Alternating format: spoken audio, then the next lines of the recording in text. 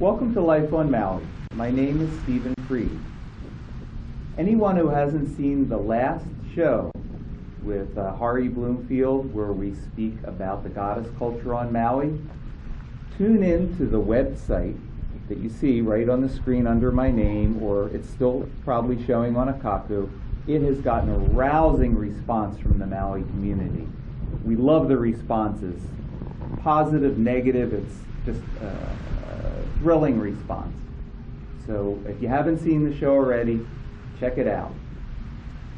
My guest for today is Lee Shapiro, artist, illustrator, art instructor, sportsman, counselor, and facilitator of a seminar called The Art of Melting Conflict. He is a wonderful member of our Maui community. Welcome to the show. Thank you. Good to be here. Absolutely. Yeah. So, you got your start in none of what I mentioned already, in industrial engineering and hospital administration. That's right. How did that all come about? Well, that was my schooling. I was industrial engineer, and then I worked in hospitals as an industrial engineer, and I liked the hospital setting, and I got into hospital administration, and then I moved to Colorado and got into the field and discovered that I hated the politics and the ethics, and my girlfriend at the time, her mother was a professional painter, so I hung out with her in the studio and learned how to paint and just took to it like a duck to water. And the next thing I knew, I was having exhibitions and making a living as an artist. So this is so you studied, and then you moved to Colorado. Right. And Colorado is where the art influence started coming in. Pretty much, yes. Pretty much. Yeah. And you also had an earlier experience. Right. That was right. kind of a very primal or primordial experience with art. What was that about? Right. This was in the early 70s, in the psychedelic area. And I was tripping on LSD, and I was hallucinating bas reliefs on the wall in the style of Michelangelo, figures. And I realized the idea of projection. I realized that this was coming from me. And so my sense was that, I own these images, and I knew that they weren't out there. So that they were within you. Right. Projected out. Right. Yeah. And so, not knowing that I couldn't do it, I took a pencil and started sketching these figures that I was looking at. And I thought they were pretty good, but I wasn't sure because I remember a previous experience where I woke up to a room full of rocks that were precious jewels I had found in my parking lot the night before. Right. And I thought maybe this was the same kind of thing. And I asked a friend of mine who was an art student what he thought of these sketches, and he got real excited and he said, "Wow, these are excellent, and these look like Michelangelo's work." And I realized that something had happened the night before, that I had transcended my concept of self, that I had accessed an ability that I didn't know that I had. And it's been very interesting for me to be able to find that in my painting and also to teach that to others without drugs, about how to access that place of what Jung called the collective unconscious, in which there is incredible knowing, and we're far more than who we think we are. So you were doing some national exhibiting, and right. And at one point, Richard Bach, the author of Jonathan Livingston Seagull, Illusions, he saw your work right. at an exhibit in Aspen. Yes. What happened from that? Well, he called me up and wanted to meet me, and he was very excited about my work, and so we met, and I was thrilled because he was a hero of mine. And you love the book Illusions? Yes, yeah, especially Illusions was one of my favorite books. And so then he called me a little while later and said, "How'd you like to do a book together?" And I was thrilled. And this book had actually been previously illustrated, and it came out, and it didn't do well. It was not well illustrated. It was very tight. And so anyway, I ended up doing it, and it became a bestseller as soon as it hit the shelves. And so that was very exciting for me, my first book, to have it do so well. So this is that's the book. This is the book right here. and this hit the New York Times bestseller list That's right. in 1 week. Right. Yeah, The first pretty week out. Fantastic. Yeah. We'll show some of the illustrations from this at some point. Okay. But that must have been extremely exciting working on such a high-profile job like that. Absolutely. How old were you at that time? Oh, probably, I was about 40. Yeah. Yeah. What a wonderful thing. Yeah. Yeah, wonderful. So, from there, there's another aspect of your life I want to talk about. You said in 1979, there's a friend who came to you with an idea of a game. Right. And that idea of that game led eventually into this art of melting conflict. Right. Yeah. So the game, this friend of mine spoke of, and we developed the game, and the game was making a set of agreements of how we were going to show up in our relationships. And the agreements were basically what I see as the ingredients that make for great relationships. Things like being able to ask for what you want, being able to communicate with full honesty and responsibly honest. What do you mean by responsibility? Taking responsibility for our own opinions and positions. And so, a lot of people think they're being honest when they say, I think you're this and that, and they lay their judgment on you. But it's going deeper to where that touches us or what's going on for me. But, I'm real interested in what it means to be fully honest with ourselves and with others in our lives. And I think, unfortunately, a lot of times we feel that we need to present an image of ourselves that's not who we really are, that we haven't made peace with all the parts of ourselves. And the more that we can do that, the more expansive and spacious we can be. So there were 10 points in the game, and do you remember a few of them? Well, those were a couple.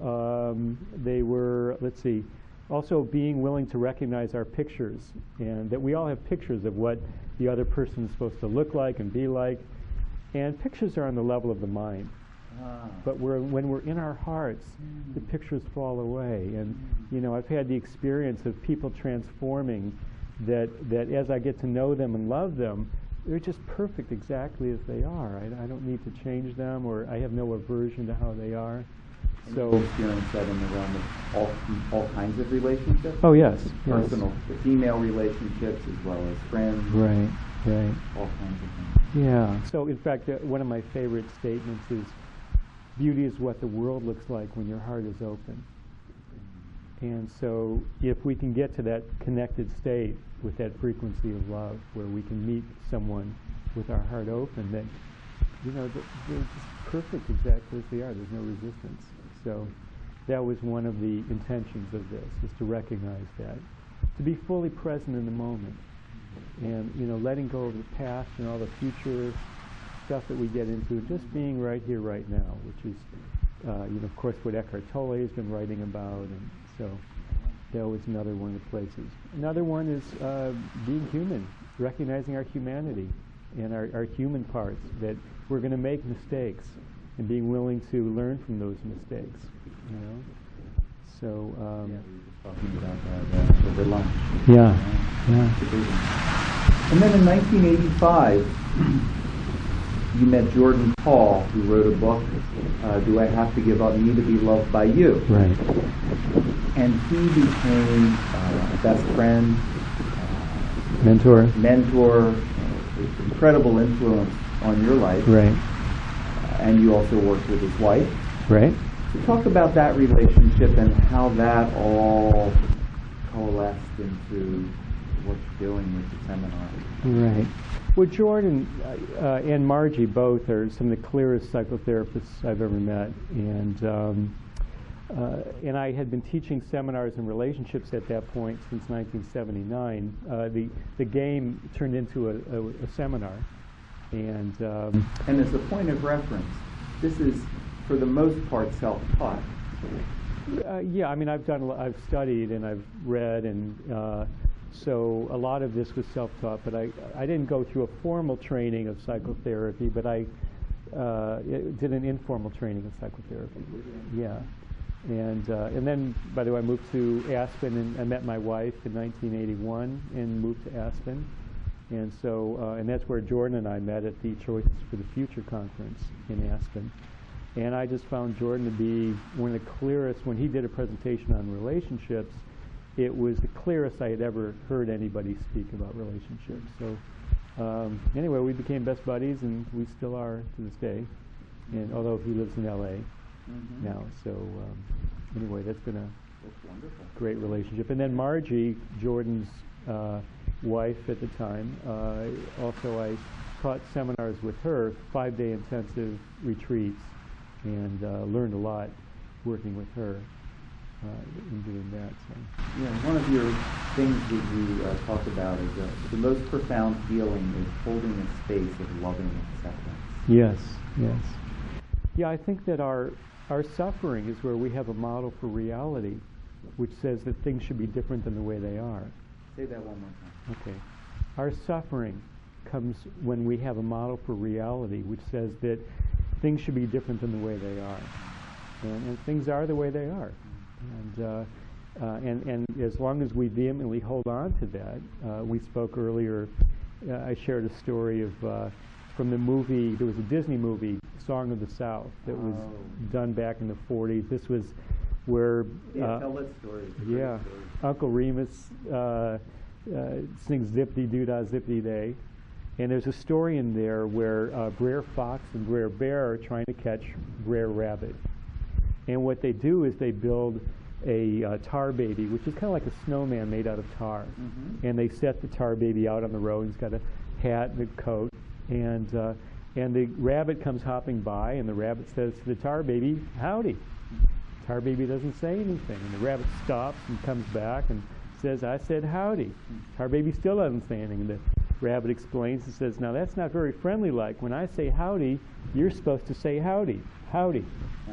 Tar baby still doesn't say anything. And then he starts getting angry, and he says, "Now if you don't say howdy by the time I count to 3, I'm going to punch you in the face. 3, 2, 1, punch, punch, kick, kick." And he's stuck in the tar. Well, I think that's what happens to us in relationships when we insist that people be different than the way they are, is that we get stuck. And to really own that and to see, what's my resistance? What's going on for me? And being able to work with ourselves in that way instead of looking out there, what the other person's doing, looking at what that touches off in me. And where can people take the seminar? Art of Melting Concept. Right. Well, I offer them here in Maui and other places, and they can contact me at 268-1000. 268-1000. Right. Or do you have any website or anything? Well, my website is for my artwork. Okay. And that's hleeshapiro.com. Okay. Yeah. There you go. Good. You've got lots of artwork as well. Yes. Is your artwork for sale? Oh, yes. Okay. Well, we're going to be That's showing some pictures of your artwork, Uh-huh. some slides. Another thing that you talk about a lot is embracing your dark side. Right. I don't know if that would be your words, but embracing your dark side. And you gave a wonderful story about something personal about you're selfish. Oh, okay. That story. Yeah. Let me just back up a step. Absolutely. We've gotten a lot of conditioning from when we first came into this world that said that parts of us were not lovable. And so we went into person training, and we were taught that if you do certain things, if you listen to mom, and if you keep your room clean and get good grades and all that, that makes you lovable. And if you do these other things, if you have feelings, or if you get angry, or like that, then that makes you unlovable. And in fact, children are, in studies they've done, they see that children are given like 20 negative pieces of information to every one positive piece of information. Whoa. And a lot of that is very subtle. Whoa. It can be as subtle as a negative glance. Right. Or, which is really, in my experience, some of the most impactful kind of things. Absolutely. Subtle disapproval. Yeah. We communicate more with energies than we do with words. Absolutely. And children are very sensitive to that. So even for example, as a child, when we weren't getting our needs met as a baby and we were pre-verbal, we may cry, and our mother may have had some fear come up about not being able to meet our needs, And so her energy, instead of being in that place of loving, would go into fear, which blocks the experience of the love. And the child picks up on that and learns on a very subtle level, my crying is not okay, my sadness is not okay. So we've gotten a lot of conditioning about our feelings, that our feelings are not okay. It's not okay to feel sad, to feel fearful, to feel angry. And so we have all these parts of ourselves that we believe are unlovable. And another thing that we say is suffering equals the state of resistance to feeling and energies happening in our body. That suffering is the resistance to feeling and energies happening in our body. Right. So, yeah, to go back to that story, though, to complete with the Jordan story, at one point, one of the conditioning statements I heard that I took on myself was, and it's a very difficult one for all of us because we want to get our needs met when we're young, and even now, and yet we've been taught that it's not okay to be selfish. So, for example, for me, when I was not taking care of my dad's needs in some way, he would say, "You kids are selfish." So I learned that not only meant that I was that part of me was being exposed, but it meant that I was unlovable. And so I took that on, and then one day someone said to me, "You're selfish," and it hooked me, and I was really in pain about that. And I called my friend Jordan, and I told him about that. And I thought as a friend he would say, "Oh, Lee, you're not selfish. Look at all the generous things you do." But he didn't do that. He said, "Well, Lee, there is a part of you that's selfish, and there's a part of me that's selfish, and I see that part of you, and I'm really good at taking care of my needs, so it's not an issue for me, and I accept that part of you, including your, all of who you are, including your selfishness." And it really meant a lot to me. And suddenly I realized, I don't need to protect against that. That it's okay for me to honor that part of my shadow, the part of me that I think is unlovable, and know that that's not all that I am. Yeah. It's just a part of me. Absolutely. And in some ways, it's really easy to accept the parts of ourselves or others that are beautiful and loving and all of that, but there's something exquisitely healing about being able to love someone else and to be loved for our dark side or our imperfection. Right. Extraordinarily healing. Right. And as we learn to make peace with those parts of ourselves, we find that we're far more accepting of everyone else too. Yeah. We don't need to change anybody else. It's like, there's this part of them. And you can see, one thing I was saying to you earlier, there's good reasons why everybody does what they do, including ourselves. And so if we can explore what that's about, and instead of trying to control each other, which is what we usually try to do, is in relationships when conflict comes up or difficult feelings come up, is we try to control the other person in some way. So instead of doing that, we can have an exploration with them, to be able to say, "I'm sure there's a good reason why you're doing that. I'd like to learn more about what's going on for you. And I notice I'm having a reaction to that, and I'd like to explore for myself what's going on for me." And as we do that, then there's the spirit of exploration, which is an openness and not a pushing against the other person. In the seminar I teach, I use Aikido as a model for conflict resolution, and Aikido honors the energies. When I see people communicating, I can almost see they're pushing or pulling with the other person, and it's a very subtle energy thing that happens. And in Aikido, someone pushes against you, someone's coming in with an energy. It's learning how to blend with that energy, not how to go into resistance. So for most of us, someone starts pushing against us, and it touches our fear, and we push back, and we're in a power struggle. Right. Yeah, it reminds me of, I recently took John DeMartini, and he was saying, somebody can come up to him and say, "Oh, you're wonderful," but equally somebody can come up to him and say, "You are just such an ass," and he's able to say, "Yes, I am." Yes. And just to know that there is that in everyone. Yes. Including ourselves. So we're all of it. We're all of it. we're all of us. Yeah, and what we've done with the shadow, though, in that early conditioning is we've tried to repress it, deny it, push it down, and say, I'm not that way, they're that way, but I'm not that way. But in fact, the energies and the intentions, you know, I just want to say, I don't think that there's bad intentions. I think that our basic intention is to try to go back to the love from which I believe we came, and to push away the bad feelings, the pain. And all of our behaviors are around strategies to do that. Unfortunately, some of those strategies don't really work well for us, you know, and so that's part of the awareness, is finding what really works and what doesn't work. Yeah, absolutely. Yeah. So suffering is a state of resistance to feeling and energies happening in our body. Yeah. So as we can allow the energies to flow, we haven't learned how to be with our feelings because of our early training that says you can't feel your feelings.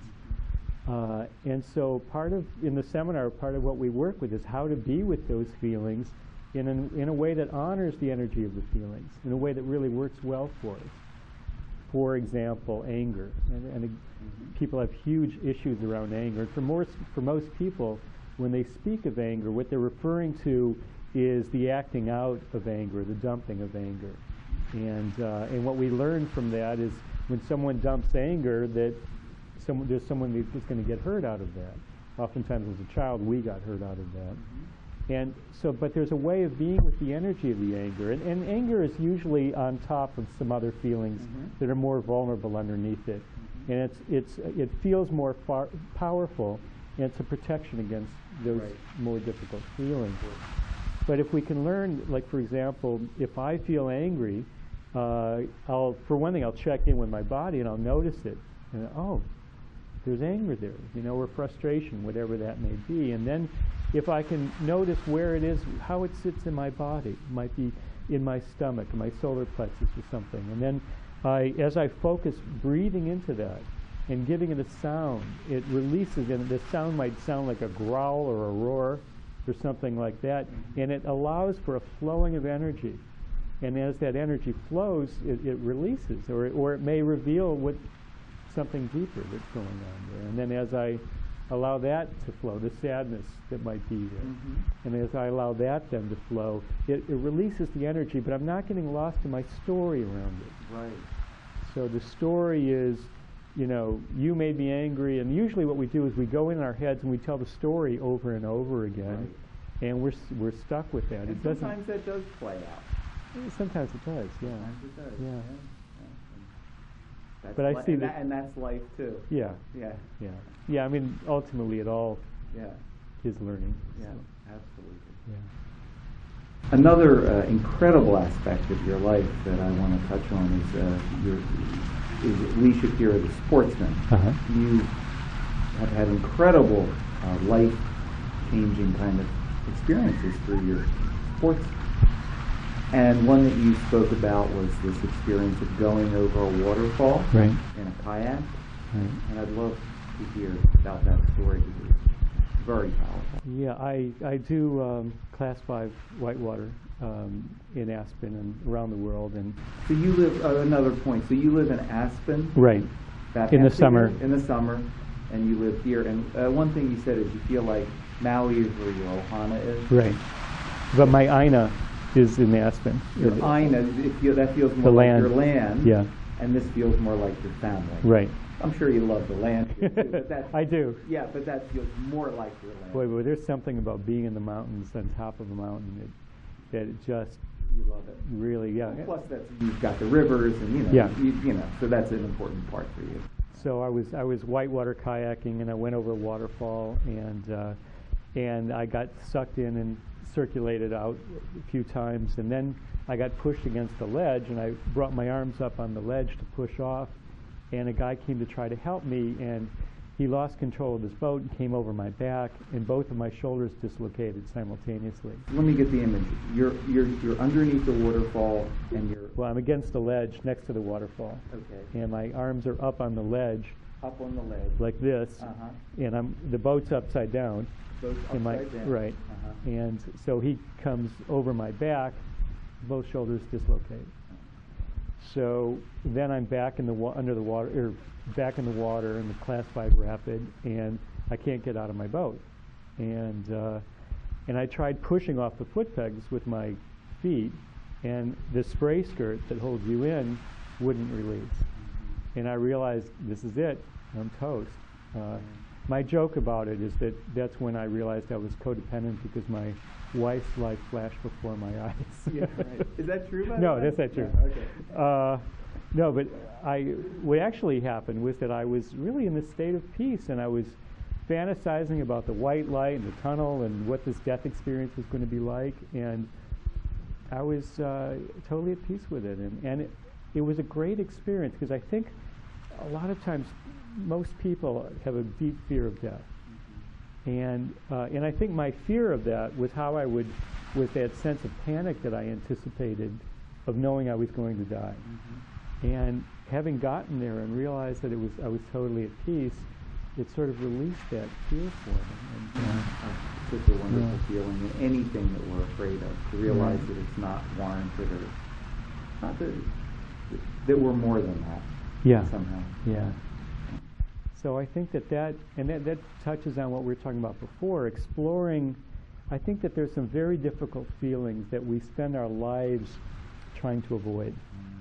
The deep sense of loneliness, or the belief that who we are at our core is not lovable, the sense of helplessness. Those are very difficult feelings of sadness associated with those spaces. And a lot of times, the most difficult experiences that life offers us allows us to go into the experience of that, and to come out the other side and discover that I'm not who I thought I was, and that and that I can have those feelings, and it's not going to annihilate me. And then that's a big one. Then there's I can freedom. have those feelings, and it's not going to annihilate me. Right.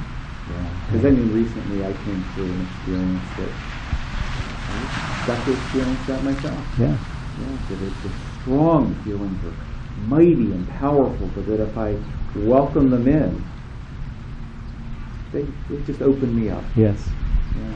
There's a group of Buddhist monks that so honor the growth that comes from difficult experiences that they actually have a prayer where they say, God grant me appropriate difficulty and suffering that will further me on my journey toward personal liberation and universal compassion. It's beautiful. It's beautiful. It's beautiful. Yeah. I've always found I don't need to welcome it. It shows up as a joy. Yeah, I mean, I wouldn't want to say it as an affirmation to have over my bed, no pain, no gain. But when it shows up, it's a gift. And the more that happens, it's like, it's like the kid in the barn digging through the dung and saying, I know there's a pony in here somewhere. There's a different expectation there. Yeah. And then there's another quote I love. You were talking about Ram Dass and about something about neurosis. Oh, okay. I love that. Yeah. One thing that I got from Ram Dass, and he's been a great teacher for me through the years, was that he said, even after all these years of psychotherapy and spiritual practice, he said, basically I have the same neuroses I came in with. But what's changed is my relationship to those neuroses. I'm no longer identified with them. So that kind of relates to what we were talking about earlier, that as we cultivate our connectedness with who we are on the soul level, we can watch all the follies of our personality, and they come up, but we're not swept away by them. We can just watch, oh, there's that shadow part, oh, there's this part, and it's okay. And a lot of times, like back years ago when I did the S training, they talked about completing things. I don't know that we fully complete those parts of ourselves. I think that they show up, those feelings do show up in life. But it's how we work with them now when they still show up, but it shows up in a different way. Yeah, I agree. Yeah. Absolutely. It's that identification that where before that's all there was, and it was terrifying. And now it's a kitty cat and not a lion. A couple other things I want to touch on before we run out of time is you mentioned earlier how you teach art. But Oh, okay. That, and you have a beautiful poem to read. Okay.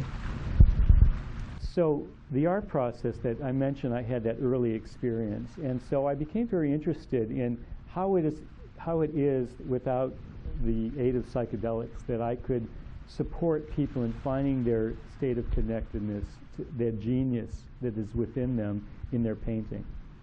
And I came up with an idea that I call sympathetic resonation, which means two objects vibrating in harmony become as one. Mm-hmm. And it's the kind of thing that happens when you're skiing and you stop thinking about your skiing and you're just at one with the mountain. Or dancing, right. When you're dancing and you stop thinking about your dancing and the music just flows through you, mm-hmm. and you have this exquisite dance. Well, the same thing can happen in art, where I'll play music for my students and let them just, after they've integrated the technique so they don't have to think about it, they just start painting with the music, and at moments they notice that there's something that happens and they release their that mental mind, and their brush starts dancing with that music.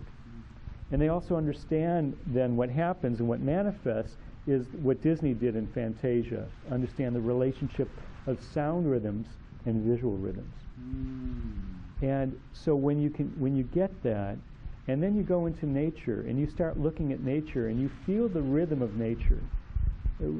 Nature is very spontaneous, and there is a rhythm about everything, about the patterns on the mountain or in the stream or the rocks, and you look at this incredible spontaneity and you let that resonate in you, and then you let your brush dance with that music.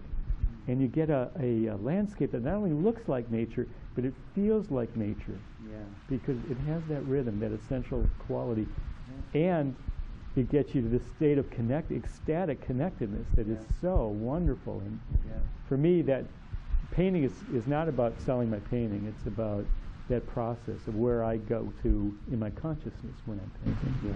Yeah, my dad, Sam Freed, who was a fine artist, something I remember hearing as a child growing up, what he would love to say is that an artist is a co-creator with God. Yes. And, at that point when I was younger, it was like, what's that mean? But it's one of those things, kind of like your parents introducing you to classical music, and it's not quite getting it, but then as you mature, you understand what that means. Yes. Co-creator. What a beautiful thing that is. Yes. So speaking of which, your poem. Yes. You can perhaps end on this beautiful poem. Okay, this was something that just kind of came through me, and I just sat down and started writing. I guess kind of like what happened to Mozart when he wrote music. It just all flowed through. And I want to live my life full out, without fear and protection, totally present in the moment. I want to love with infinite passion, holding back nothing, unafraid of intimacy, unafraid of truth.